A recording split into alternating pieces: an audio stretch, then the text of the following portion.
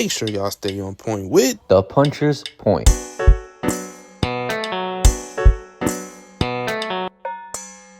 What is good, y'all? Welcome back to the Puncher's Point. We got another fight announcement for y'all. Jaron Boots Ennis versus Eimantas Stanionis for the WBA, the IBF, and the Ring Magazine Welterweight Championship. Now, let's talk about this for a second. Finally, Boots is going to be getting a fight that I can actually be interested in. Because recently, I've just been seeing Boots fight guys like Karen Chukhadzhian, who, again, no disrespect, Karen Chukhadzhian, he put up a good fight, but it's not the guys we want him to see. Now, obviously, it's not somebody like a Terrence Crawford. It's not one of those guys. Obviously, a lot of people want to see him versus Brian Norman. It's not one of those guys. But regardless, you are getting a title unification bout, which is all you can really ask for in the sport of boxing. Sometimes the title unification bouts, they have to be made in order for the bigger fights to happen. And I mean, if this is going to lead to something bigger, I'm all for it, honestly. Now, let's talk about both these fighters, okay? Jaron Boots and his 33-0, 29 knockouts. Obviously, Boots is a rising star in boxing. I mean, we said this many, many times. However, there's a lot of criticism with Jaron Boots and it's the fact that people keep saying he only fights C-class fighters. Well, I think it's time for that narrative to change once he fights Stanionis. Stanionis 15-0, 9 knockouts, and that guy is the WBA champion. So when we really look at this, the winner of this fight is going to be no doubt the number one welterweight in that division. And then they get to control whatever fights they want to make from there on in that welterweight division.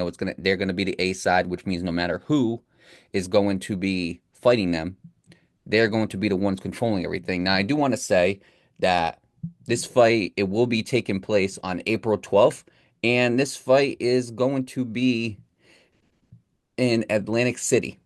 So overall, pretty close to Jaron Boots and his home. I mean, obviously, Boots is from Philadelphia, but overall, Atlantic City is not too far away from that. So obviously, the home crowd would go to Jaron Boots Ennis. Now, there's some things I want to cover. Okay, there's some things I want to touch up on. Here's what I will say. Okay,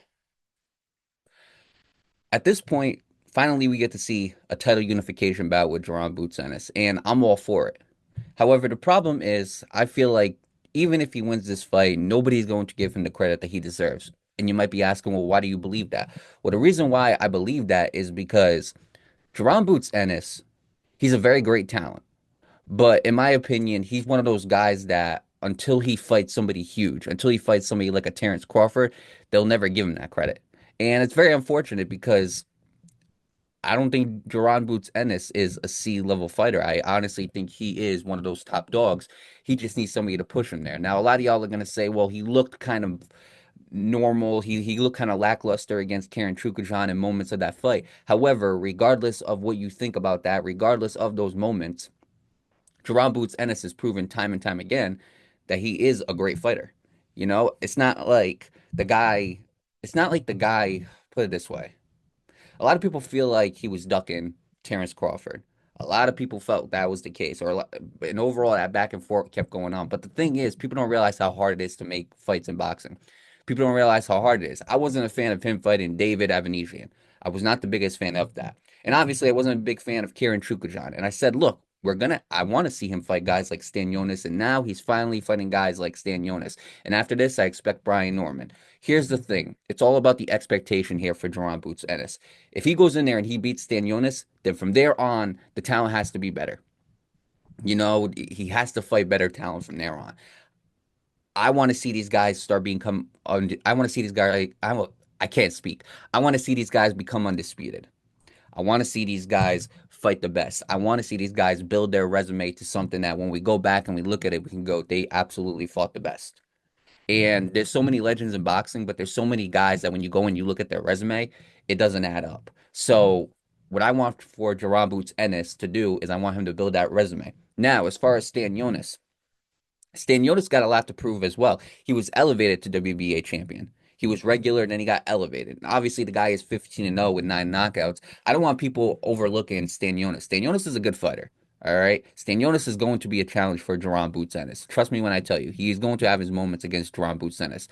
And a lot of fans are going to see that and they're going to automatically think that Boots isn't ready for a big competition. But I want people to understand before this fight happens that Stanionis is going to be a test for Jaron Boots Ennis. The question is, how well can Jaron Boots Ennis adapt and handle that test? And that will be my assessment on whether or not Jaron Boots Ennis can go in there and beat some of the best in the sport. Because it's all about adjustments. It's all about adaptation. That's what it's all about. Yeah, he might get clipped a few times, but that doesn't mean he'll lose to somebody like a Terrence Crawford, or he'll lose to anybody if he decides to go up to 154, or he'll lose to a Brian Norman. That's not what it means. What I want people to realize is Stanionis, he's a WBA champion. He's fighting for a Ring Magazine belt. He has been a champion for a decent amount of time. He's undefeated. Now, even though Stanionis' resume doesn't really add up to Jaron Boots Ennis, regardless, this is still going to be a good fight. I want people to understand that. And the question is now for Stanionis, can Stanionis go in there and can he take out Jaron Boots Ennis? Can he learn anything from that Karen Chukhadzhian fight that he can use to defeat Jaron Boots Ennis? In my opinion, I believe there's tools that Stanionis is going to use to absolutely limit Jaron Boots Ennis. The question is, how's Jaron Boots Ennis going to adapt to that? And so when I look at this fight, obviously Matchroom Boxing it's going to be in Atlantic City. I do expect a good fight. But what I also expect from this fight, I expect two guys who have welterweight belts, who are unifying those belts. I expect both of these guys to go in there and put on a show.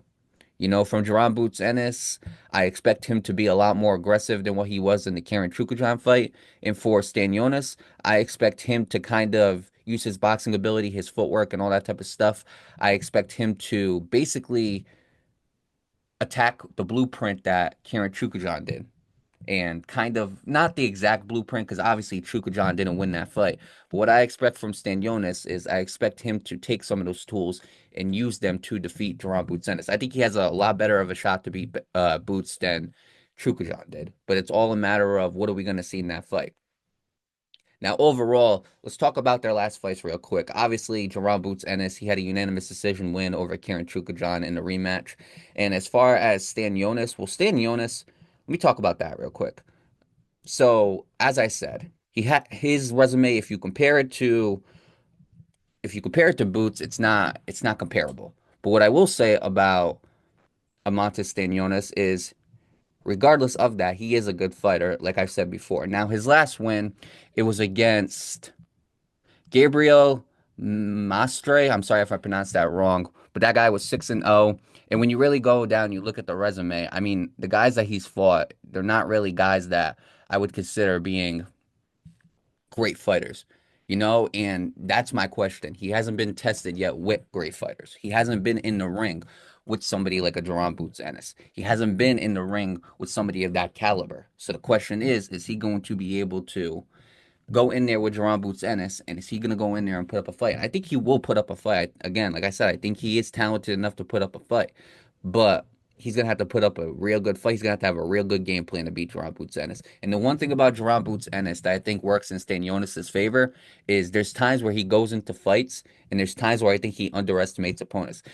Um, David Avanesian, he hit him with some shots that I don't think Jaron Boots Ennis should have been hit with.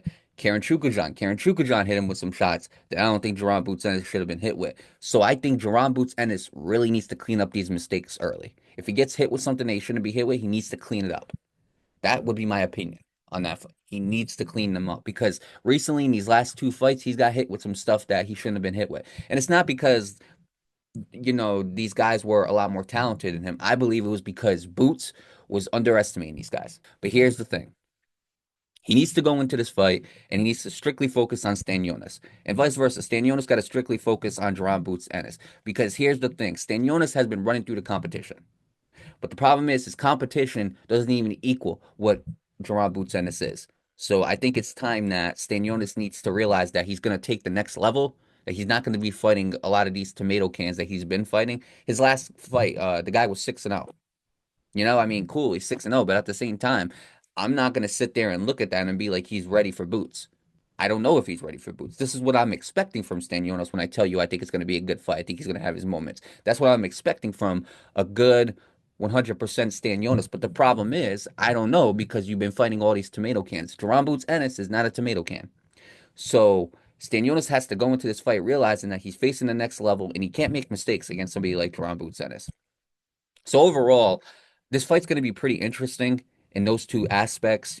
Jaron Boots Ennis, can he clean up the mistakes? Can he adapt? And can he beat and possibly KO Stanionis? And on the other side, can Stanionis take that extra leap? And can he go in there and can he defeat Jaron Boots Ennis and kind of shock the world? That's the question that we have right here. But overall, whoever wins this fight is going to be, no doubt about it, there's no argument, the number one welterweight as of right now. So then you got guys like Brian Norman. And when you really go and you look at that part of boxing, I do believe that would be the next fight to make. Whoever wins this, they need to get Brian Norman. And with the way boxing is, finally promoters are starting to come together and make big fights happen, which I'm all for. Honestly, I'm all for them. They're coming together and they're making big fights happen, and that's all you can really ask for as a boxing fan. And the reason why that's so great for this specific situation is because whoever wins, I do believe that you could put Jaron Boots Ennis on a Riyadh season card. You can put Jaron Boots Ennis on a good card, and you can have him generate that type of success and have him fight bigger matchups. Now, here's the thing. We're not always going to get the big matchups with boxers. That's the truth. We're not always going to get the big matchups. Naoya Inoue recently, he's been fighting guys that we know he can beat. I'm not mad if they pick a tune-up fight. I'm not mad at that. For instance, I'm not mad. To me, Devin Haney and Jose Ramirez, that's a tune-up fight. If this was 4 or 5 years ago, then I'm all for Devin Haney fighting him. But it's not. This is a tune-up fight because we all expect Devin Haney to go in there and beat Jose Ramirez. Ryan Garcia and Rolly, to me, that is a tune-up fight. Tiafimo and Arnold Barboza, maybe not as much, but this is what I mean. They're fighting guys who are tune-up fights. And I'm not mad at it because I know it's going to lead to something bigger. If I know it's going to lead to something bigger, it's not going to piss me off. But the problem is when you constantly are putting guys in front of opponents that you know they can beat, like Junto Nakatani versus David Cuellar, his last opponent before that. We knew Junto was going to go in there and destroy those guys. We knew that. So why even bother?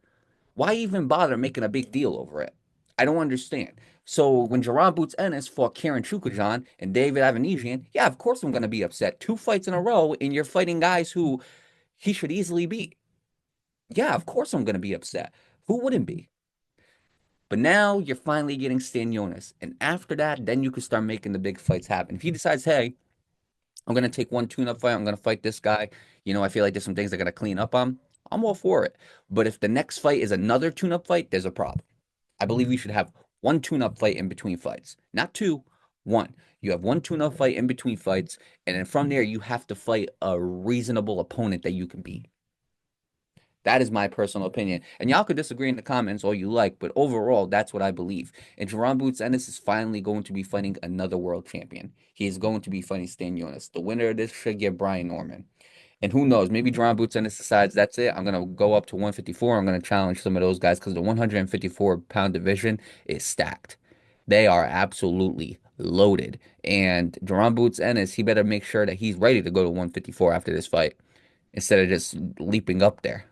So that's all up to Jaron Boots Ennis. But who knows? Maybe Stanionis goes in there and shocks the world. Maybe he decides to go up to 154. Maybe he decides to try to become undisputed at 147 pounds. But that's up to these guys. But overall, whoever wins this fight is going to be putting themselves in a great position to make some great fights happen. And that's what I expect after this fight. So overall, I can't wait for this fight. Again, it's going to be April 12th, Matchroom Boxing, Atlantic City. It's going to be for the WBA and the IBF Welterweight Championships. So make sure y'all go definitely check that out. Make sure y'all just keep on tuning into the content as well. Again, when the fight kind of lures closer, I'll be giving my predictions on that, the fight breakdowns, all that type of stuff. We got one coming pretty soon, so make sure y'all stay in tune for that. But last but not least, make sure y'all follow the social medias. They're going to be in the description below. And with that being said, make sure y'all stay on point with the Puncher's Point.